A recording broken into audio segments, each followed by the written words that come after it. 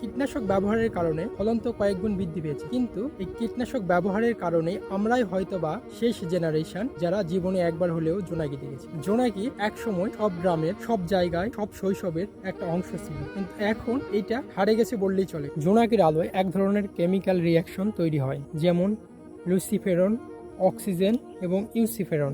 এগুলো রিয়াকশনের মাধ্যমে তাপ ছাড়াই আলো উৎপন্ন করে, আর ঠিক এই জন্যই একে কোল্ড লাইট বলা হয়। এই ইনসেক্টগুলোকে আপনি ঠিক তখনই দেখতে পেতেন যখন পূর্ণিমা শেষ হয়ে অন্ধকার নেমে আসে। জোনাকির শুধু মেলগুলোই ব্লিঙ্ক করে যেন ফিমেলগুলোকে অ্যাট্রাকশন করতে পারে, আর ঠিক তখনই মনে হতো এ যেন একটা লাইট শো। কিন্তু বর্তমানে এত পরিমাণ আর্টিফিশিয়াল লাইট এবং কীটনাশক আমরা ব্যবহার করছি কারণে আর এগুলো জীবিত নাই, এবং বেশিরভাগ জায়গায় এখন আর্টিফিশিয়াল লাইটের কারণে অন্ধকারই হয় না। তো এখনো সময় আছে এইরকম লাখো ইনসেক্ট আমরা এখনো রক্ষা করতে, যদি আমরা এখনই সতর্ক হই।